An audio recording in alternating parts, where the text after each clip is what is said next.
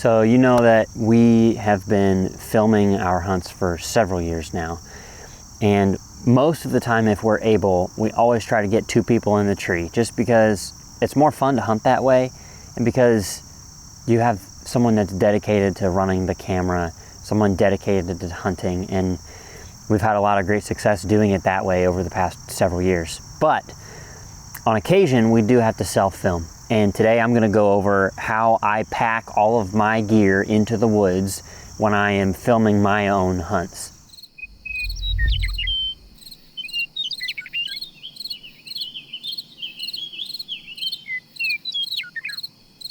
So I have this, it's a Badlands bag. They are a great company because of the warranty service that they offer. You break it, you can ship it back to them and they'll either repair it or replace it if they can.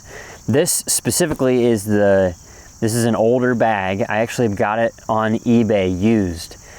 It's a Campbell Cameras version, so it's specifically designed to haul camera gear into the woods. And it's got all kinds of lashing straps on it, water bottle pouches, there's a ton of different pockets in here, but I'm gonna go through how I set this up for when I have to take camera gear into the woods with my bow and hunt by myself.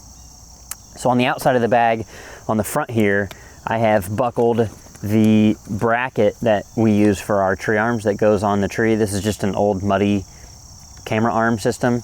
You can level it on the tree.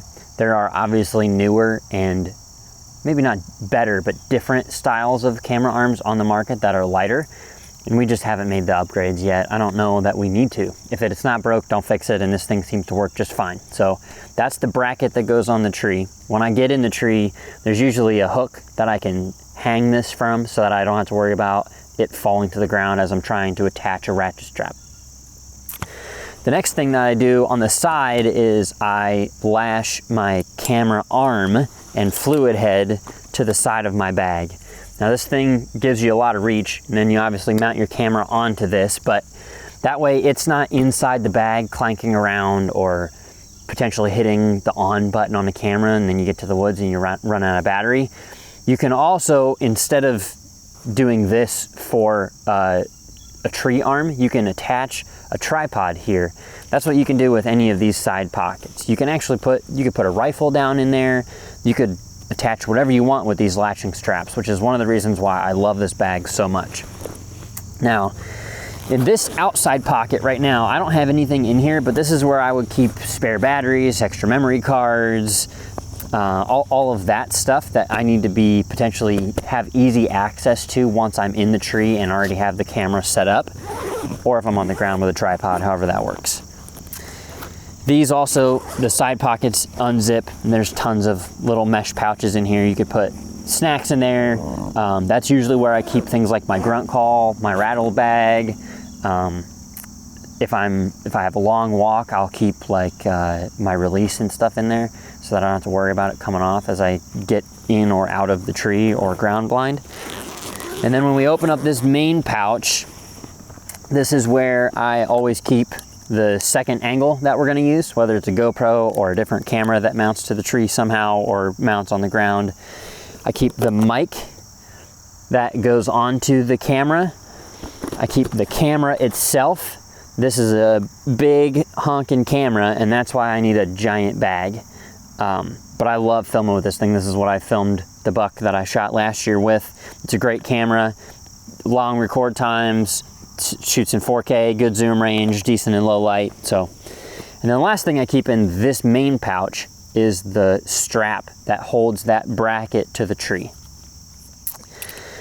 One thing that I really like about this bag is that in this section, I have another padded pouch that I could keep spare lenses if I have like a mirrorless or an SLR camera in here. You could also keep your spare batteries and things like that. Most of the time, I use this as a simple accessory pouch. So if we're running wireless microphones, the wireless mic goes in here. If I have a tripod and I have like a spare plate so that the camera can mount on that, I put that in here. Sometimes I'll have wrenches in here if I need to tighten anything down or make sure that like the tripod legs are set in place. I have a Allen key set in there for that.